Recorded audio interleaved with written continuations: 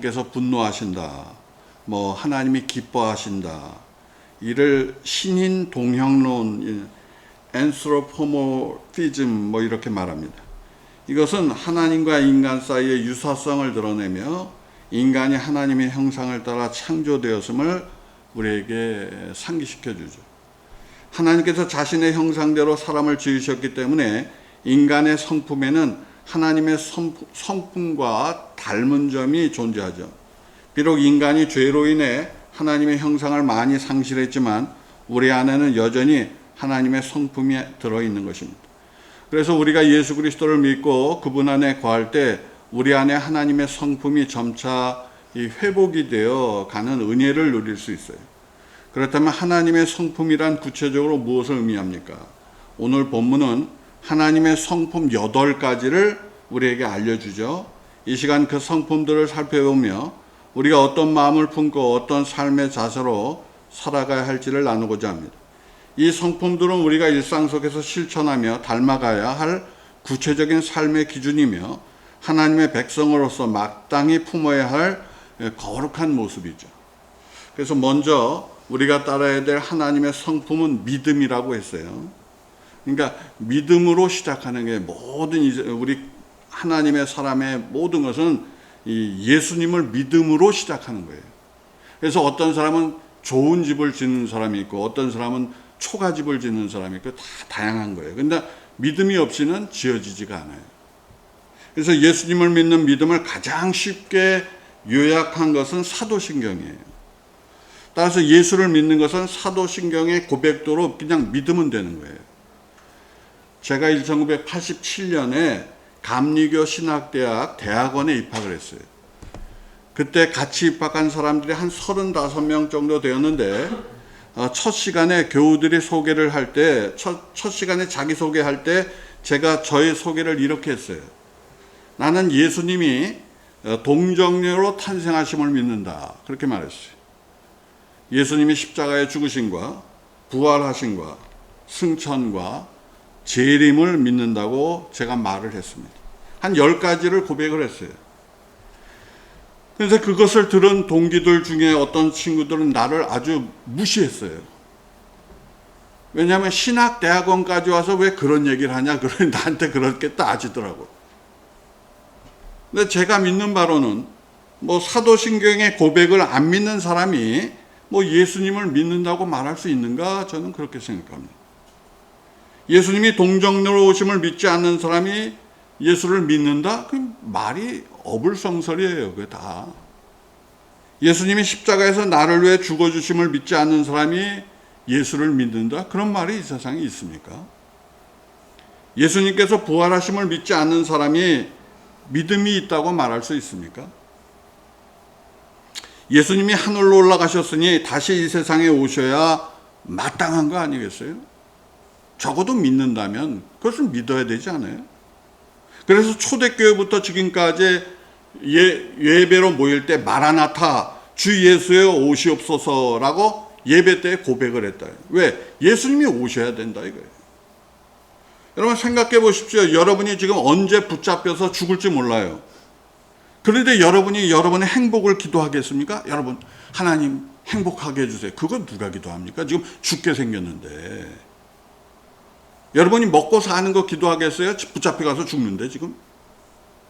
초대교회는 핍박을 받던 때예요. 베드로는 십자가에 거꾸로 달려 죽었고 바울은 목이 잘려 죽었습니다. 그런데 그런 시대를 살던 사람들에게 소망이 무엇이겠습니까? 예수님이 다시 오시는 것밖에 없는 거예요. 그때. 사랑하는 여러분, 믿음이 무엇입니까? 믿음은 예수를 믿는 거예요. 예수님이 나의 구세주시고 나의 왕이시고 나의 하나님임을 믿는 것입니다. 예수님께서 세상에 오셨고 다시 이 세상에 오심을 믿는 것을 믿음이라고 하는 거예요. 여러분의 믿음도 이런 믿음이 되시기를 축원합니다. 저는 사도신경의 예수님에 대한 고백이 진정한 믿음의 시금석이라고 저는 믿고 있어요. 그런 귀한 분들, 여러분이 그런 믿음으로 하나님 앞에 서시기를 축원합니다. 다음 두 번째로 하나님의 성품은 덕이라, 벌추. 덕이란 무엇이냐? 남을 품어주는 것을 말해요. 흠있고 약한 사람을 품어주는 사람이 되어야 돼요. 사람은 덕이 있어야 돼요. 만나는 사람에게 덕을 베풀어 줘야 돼요.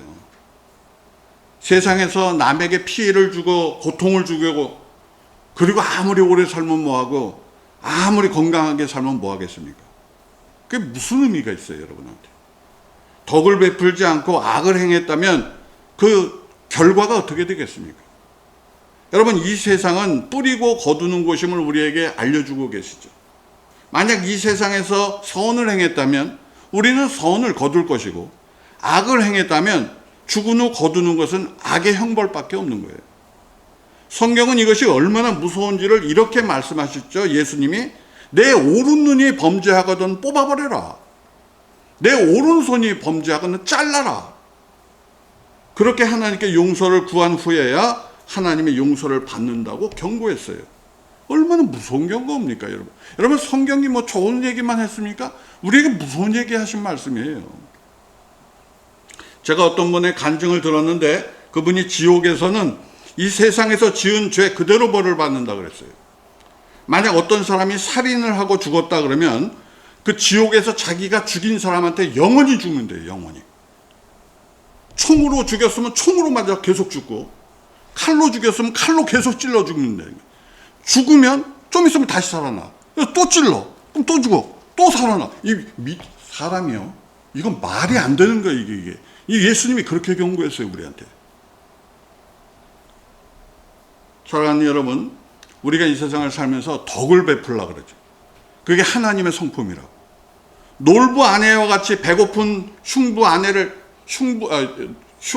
배고픈 그 흥부를 주걱으로 그냥 냅다 그냥 이 뺨때기를 때린 그런 악한 마음, 인색한 인생, 하나님이 없이 사는 인생, 그런 인생을 살지 말라는 거예요, 성경은. 성경은 베풀어주고 나누어주고 살아가라. 그게 덕을 베푼다 그렇게 말했어요. 그래서 마태복음 7장 12절에 이렇게 말씀했습니다. 그러므로 무엇이든지 남에게 대접을 받고자 하는 대로 너도 남을 대접하라. 여러분이 남에게 대접받고 싶은 대로 대접하래요, 다른 사람을. 히브리서 13장 16절에 오직 선을 행함과 서로 나누어 주기를 잊지 마라. 이 같은 제사는 하나님이 기뻐하신다 그랬어요. 그러니까 우리가 예배 드리는 것도 하나님이 기뻐하시지만 여러분의 삶을 나누고 가난한 사람에게 베풀어주고 그게 하나님 앞에 드리는 예배라는 거예요, 예배.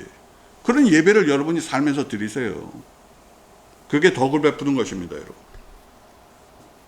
세 번째, 하나님의 성품은 지식이라 그랬어요. 세상을 살 때 여러분 지식이 있어야 돼요.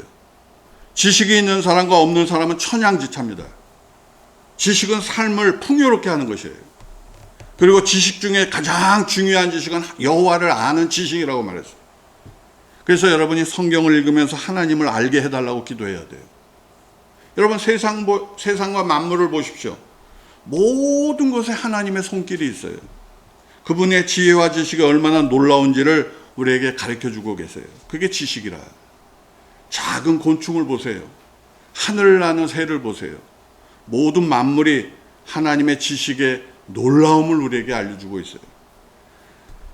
여러분, 새 중에 뻐꾸기가 있어요. 우리 동네에도 뻐꾸기가 살아가지고 이놈이 아침이면 뻐꾸 그러더라고. 그래서 내가 한번 봤더니 회색이야. 이렇게 아주 예쁘게 잘생겼어요. 근데 한국에도 뻐꾸기가 많은데 이 뻐꾸기가 겨울이 되면 어디로 가는 줄 아세요? 인도네시아거나 아니면 아프리카까지 날아가요. 어떻게 그 먼 거리를 가지? 몰라요, 우리는. 알 수 없어요. 누가 뻐꾸기를 아프리카까지 가게 하셨습니까? 하나님 외에 누가 있어요, 그래? 하나님께서 때가 되면 한국에서 아프리카, 케냐까지 가게 하시는 거예요. 그리고 날씨가 따뜻해지면 또 올라와요. 그게 거꾸로 그대로 다시 올라와요, 한국으로. 그 지식을 주신 분이 하나님이라. 이걸 깨달아야 된다, 사람들은. 지식 중에 최고의 지식은 하나님을 아는 지식이에요. 우리가 호흡을 하고 살면서 성경을 읽고 들으면서 하나님을 아는 지식, 영생의 지식, 선한 지식을 쌓아야 되는 거예요. 그래서 믿음이 성장하고 우리 다 구원받아야 되는 것입니다. 오늘 함께 하시는 모든 분들이 하나님을 아는 지식 안에서 매일같이 성장해 가시기를 축원합니다. 하나님의 성품 네 번째는 절제함이에요. 절제. 스스로 삼가는 거예요. 모든 일에 과제하는 거예요. 절제는 두 가지로 생각할 수 있는데 하나는 정신적인 절제고 다른 하나는 물질적인 절제예요. 정신적인 절제라고 하면 화를 삼키는 거예요. 사람은 다 화가 납니다. 뭐 기분 나쁜 일이 있고 다 화가 나는데 그거를 막 폭발시키면 큰일 나요. 절제해야 돼요, 사람 반드시.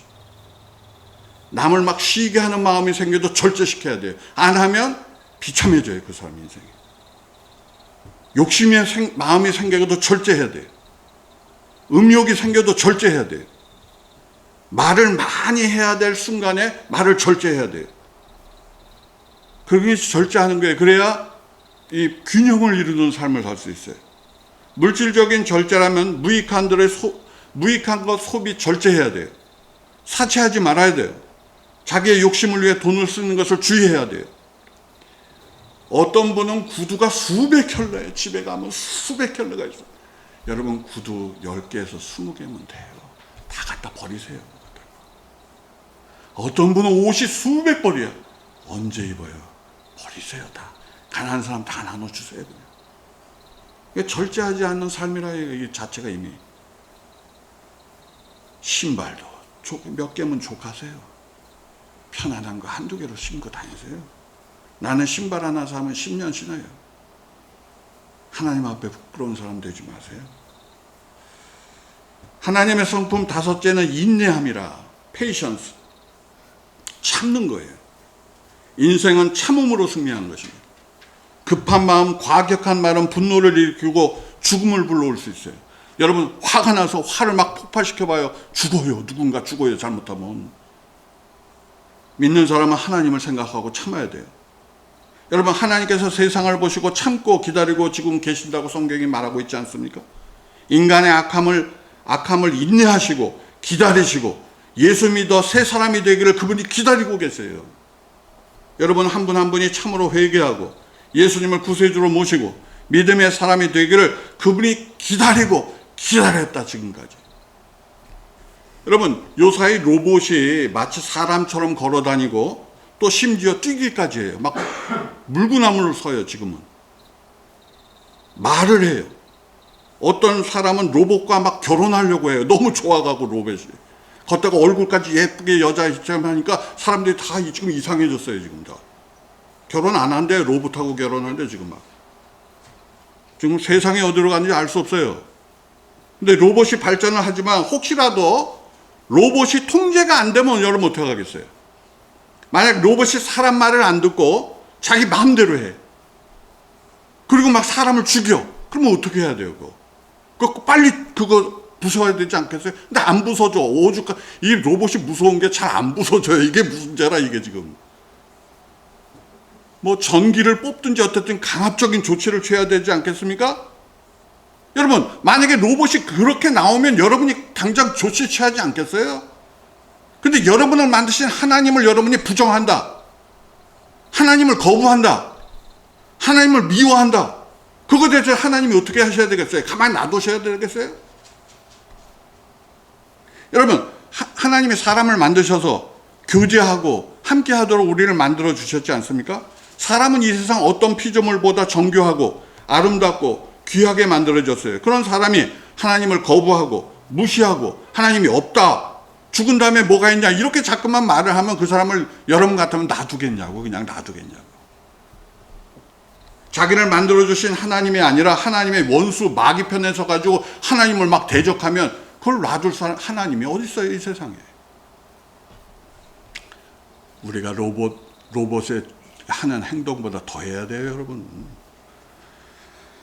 사랑하는 여러분 지금 이 세상은 인내가 사라지는 세상이 아닌가 합니다. 화가 나면 부모도 죽여, 자식도 죽여, 친구도 죽여, 뭐 20년 우정이 금 같다고 죽여. 나라 간의 전쟁에 인내가 사라졌어요 여러분. 지금 이 세상은 인내가 없어요 여러분. 막 해요 지금 사람들이 막 하고 싶은 대로.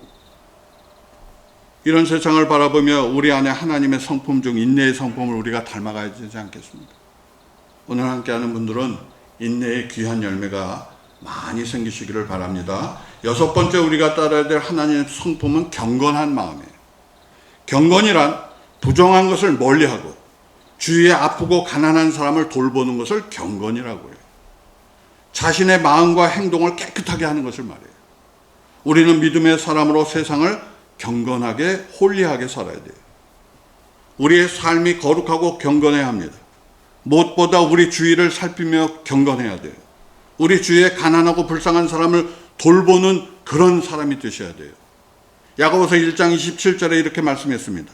하나님 앞에서 정결하고 더러움이 없는 경건은 곧 고아와 과부를 그 환난 중에 돌보고 또 자기를 지켜 세속에 물들지 아니하는 것이라 그랬어요. 그러니까 경건이라고 하는 것은 가난한 사람을 돌보고 세상을 따라가지 않는 거예요. 그게 경건이에요. 여러분, 기독교는 산으로 들어가지 하는 종교가 아니에요. 우리는 이 세상을 피해서 막 산으로 가는 게 아니에요. 우리는 세상을 바꿔야 되는 사람들이에요. 18세기 웨슬리 목사님과 19세기의 D.L. 무디 같은 분들은 세상에서 빛이 된 사람들이에요. 우리는 그런 기독교를 믿고 따라가는 것입니다. 구약에 보면은 다니엘이라고 하는 사람이 나오는데, 다니엘이라는 사람이 바벨론으로 포로로 잡혀갔죠. 그때 그가 무엇을 구했습니까? 음식으로 더럽혀지지 않기를 구했어요. 무슨 음식이냐? 그 우상 앞에 바쳐진 고기를 먹으라고 할 때 나는 안 먹겠다 그랬어요. 그래서 그것을 허락을 나중에 받았죠. 자기를 더럽히지 않겠다는 거예요, 세상. 다니엘은 하나님 앞에 경건하기를 힘써서 하루에 3번 예루살렘을 향해 기도했어요. 그가 기도하는 것을 정적들이 그것을 꼬투리자마 그를 죽이려고 했죠. 그때 하나님이 강권적인 역사하셔 그 모든 원수가 오히려 사자굴에 들어가는 놀라운 일이 일어났던 것입니다. 사랑하는 여러분, 경건함으로 사시기를 바랍니다. 세상 풍조에 휩쓸리지 마시고 매일 매순간 하나님과 교제하며 경건함으로 자신을 거룩하게 하고 깨끗하게 하고는 여러분이 다 되시기를 축원합니다. 마지막 7번째는 우애입니다. 우애. 함께 어울리는 것이에요. 함께 사는 것입니다. 여러분, 부부가 함께 귀히 여기고 사는 것, 자녀들이 부모를 사랑하고 형제 자매 간에 좋은 관계를 맺어야 돼요. 친구도 사랑이 있어야 됩니다. 사무엘상에 보면 다윗과 요나단의 이야기가 나오는데, 요나단이 누굽니까? 사울의 아들이에요. 근데 다윗이 잘 됐을 때 그를 시기하지 않았어요. 다윗을 진심으로 좋아했어요. 그래서 다윗이 아버지 사울이 죽이려고 할 때 그를 피신가게 했어요. 그런 사람이 우애가 있는 사람이라. 여러분, 교회에서 교우들 간에 아끼는 마음이 있어야 돼요. 사람은 형제 자매의 마음으로 대할 줄 알아야 돼요. 우리는 다 피에 가까운 사람이거든요. 그러나 우리는 예수님의 피로 가까워진 사람이기 때문에 한 가족같이 서로를 돌보는 우애의 마음이 있어야 돼요. 그게 하나님의 마음이니까.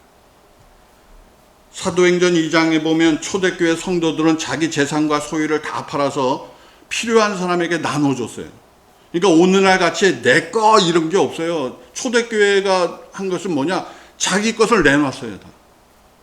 오늘날 내놓으라면 내놓겠어요, 사람들이. 그러니까 적어도 하나님 앞에 부끄럽지 않도록 자기 것을 내놓을 줄 알아야 돼요. 그래야 하나님 앞에 부끄러운 사람 안 되는 거예요, 여러분. 여러분, 하나님 나라 갔는데 여러분 거 아무것도 없어. 초가집 하나 주고 너는 지옥 안 갔으니 다행으로 살아라. 그럼 할 말 없는 거지 뭐. 알겠습니다. 제가 낸 게 별로 없어가지고 이게 이렇게 됐네. 그거 할 수 없는 거예요. 자기가 뿌리고 거뒀으니까 전부 다. 하나님 앞에 여러분 교회에 내기 싫으면 가난한 사람에게 나눠주세요. 그냥. 그게 하나님을 사랑하는 거예요. 우린 적어도 그렇게 살아야 돼요. 마지막 하나님 성품은 뭐냐? 사랑이라. 8번째. 믿음, 덕, 지식, 절제, 인내, 경건, 우애, 이걸 다 어우르는 것이 사랑이다. 그래서 성경은 하나님은 사랑이시라 이렇게. 하나님의 나라는 사랑의 나라라 그래서. 우리가 하나님을 사랑하고 형제를 자매를 사랑하는 나라가 하나님 나라라 그랬어요. 사랑은 모든 것 위에 모든 것이에요. 따라서 사랑이 제일이에요. 사랑하는 여러분, 예수님이 세상에 오셔서 죄인을 위해 죽어주신 것은 사랑의 마침이에요. 우리 예수님이 십자가에서 죽어주신 그 사랑은 자신의 생명을 주신 가장 위대한 사랑이에요. 우리는 그 사랑으로 영생의 복을 받게 된 것입니다. 그러니 우리가 사랑으로 모든 것을 묶어야 돼요. 하나하나 묶어줘야 돼요. 여러분, 그 지푸라기 하나는 아무것도 아니잖아요. 근데 그 지푸라기 하나를 묶고 또 묶고 또 묶으면 이만한 게 안 끊어져, 그다음부터. 그렇게 무서운 거예요. 묶고 묶으면. 뭐든지 세상은 묶어야 돼요. 그냥 허투루게 막 이렇게 하면 안 돼요. 묶어놔야 돼요. 사랑으로 묶으세요, 여러분. 사랑의 줄로 부부가 묶여야 되고, 가족이 묶여야 되고, 교회가 묶여야 되고, 우리와 예수님이 묶여야 되는 거예요. 그래서 그 사랑의 끈이 영원히 끊어지지 않게 해야 돼요. 오늘 함께 예배드리는 모든 분들은 이 사랑의 줄로 하나 되시기를 축원합니다. 예수님과 사랑으로 묶이고, 교우들 간에 사랑으로 묶고, 만나는 모든 사람을 사랑의 줄로 묶는 그런 귀한 분들이 다 되시기를 축원합니다.